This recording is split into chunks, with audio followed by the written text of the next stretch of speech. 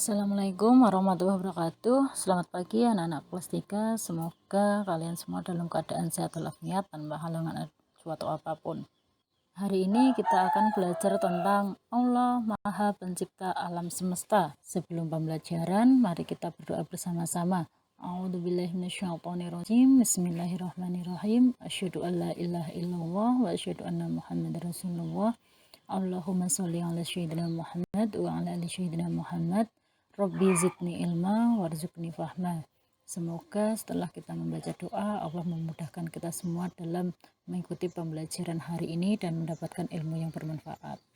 Ya anak-anak, hari ini kita belajar tentang Allah Maha Esa Pencipta alam semesta.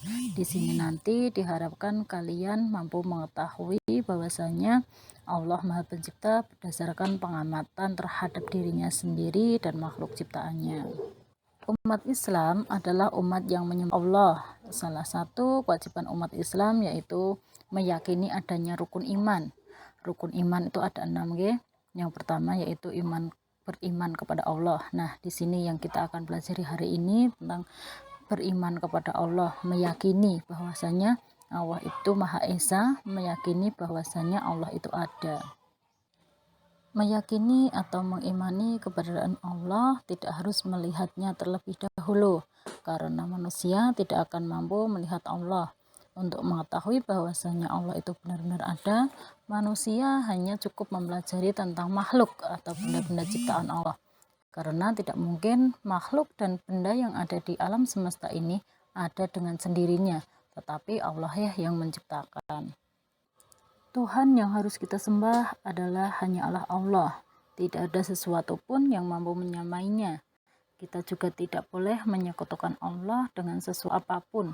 Perbuatan yang menyekutukan Allah disebut dengan perbuatan syirik, dan orang yang melakukannya itu disebut dengan musyrik. Semoga kita tidak sampai menjadi orang musyrik. Selain itu, umat Islam juga harus meyakini bahwa Allah adalah Zat yang Maha Esa. Esa itu artinya tunggal, satu. Jadi Allah adalah Zat yang tunggal. Cuman ada satu, Tuhan kita hanya ada satu, yaitu Allah Subhanahu wa Ta'ala. Sebagaimana dijelaskan dalam surat Al-Ikhlas ayat 1-4.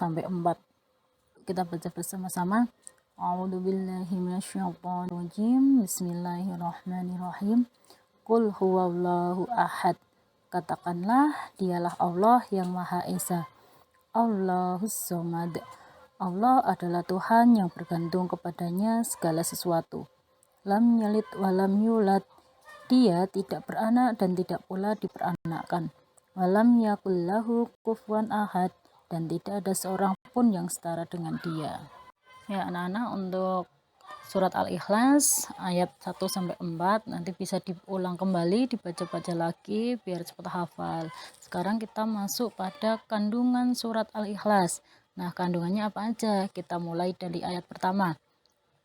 Pada ayat pertama menunjukkan bahwa Allah adalah Tuhan yang Esa, yaitu satu-satunya Tuhan yang harus kita sembah. Tidak ada Tuhan yang berhak disembah atau mendapatkan pengabdian dari semua makhluk selain Allah. Setungguh yang ayat pertama. Ayat kedua menjelaskan bahwa Allah adalah tempat seluruh ciptaannya menggantungkan segala sesuatu, menggantungkan doa, harapan, dan segala permasalahan makhluknya. Jadi ketika umat Islam mengharapkan segala sesuatu, maka harus diserahkan kepada Allah, karena hanya Allah yang mampu memberikan sesuatu kepada makhluknya. Ayat ketiga menyatakan bahwa Allah ada dengan sendirinya. Dia tidak beranak dan tidak pula diperanakkan. Artinya tidak dilahirkan oleh seseorang. Jadi Allah itu Esa, tidak memiliki anak maupun tidak memiliki orang tua, tidak memiliki saudara. Ayat keempat menegaskan bahwa Allah tidak ada satupun yang mampu menyamainya atau setara derajatnya dengan kemampuannya dengan Allah. Jadi Allah itu ya Allah Maha Agung, Maha segalanya, tidak ada yang menyamainya. Bukti-bukti keesaan Allah itu dapat kita ketahui dari makhluk ciptaannya. Misalkan yang pertama, bukti keesaan Allah pada diri sendiri.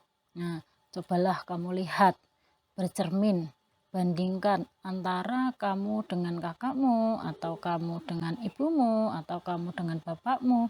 Nah, di situ ada sama-sama persamaannya, ada pula perbedaannya. Kita dengan kamu, dengan kakakmu, atau dengan ibumu sama-sama memiliki dua mata, hidung, telinga, dan sebagainya. Tapi ada pula yang berbeda, misalkan warna kulit, entah kamu yang lebih terang atau kamu yang lebih gelap. Tinggi badannya juga berbeda, rambutnya mungkin kamu lurus, kakakmu ikal, dan sebagainya. Kan tetapi pada dasarnya manusia itu sama. Manusia itu memiliki akal dan tubuh. Nah, itu bukti bahwasanya keesaan Allah pada diri sendiri. Oke, yang kedua, bukti keesaan Allah yang ada di sekitarmu. Coba lihat, pernah kan melihat gunung, laut, atau hutan? Siapa itu yang menciptakan? Ya pastinya Allah Maha Pencipta. Allah Maha Esa lah yang menciptakan. Allah yang mengatur bumi dan seisinya. Pergantian siang dan malam Allah yang mengatur. Allah juga memelihara bumi dan menjaganya. Allah tidak pernah melakukan kesalahan yang dimilikinya. Segala sesuatu yang ada di bumi dapat berjalan dengan teratur karena hanya ada satu yang mengatur, yaitu Allah Subhanahu wa Ta'ala. Oke, anak-anak masih semangat nggih? Kita lanjutkan setelah tadi kita mempelajari bukti bahwasanya Allah Maha Esa, Allah itu mampu melaksanakan apapun dengan sendirinya. Dari situ kita harus dapat mampu meneladaninya. Yaitu yang pertama dengan kita beribadah. Nah, beribadah di sini karena Allah Maha Esa, tidak ada Tuhan selain Allah. Allah menciptakan manusia untuk beribadah kepadanya. Allah itu menciptakan manusia untuk beribadah kepadanya. Ya. Nah, bentuk-bentuk ibadah kita kepada Allah itu secara garis besar dibagi menjadi 3. Yang pertama itu ibadah qauliyah. Dengan ibadah qauliyah itu yang berupa dengan ucapan. Misalkan kita membaca Al-Quran, berzikir, berdoa, begitu dan sebagainya. Yang kedua itu ibadah jismiyah, yaitu berupa fisik kita, badan kita. Misalkan berpuasa. Nah, berpuasa itu kan menahan diri ya, menahan hawa nafsu. Berarti fisik kita yang ditahankan supaya kita mampu menjalankan ibadah puasa. Yang ketiga yaitu maliyah. Maliyah itu yaitu ibadah yang berupa harta. Misalkan kita melaksanakan zakat, bersedekah, berinfak, seperti itu.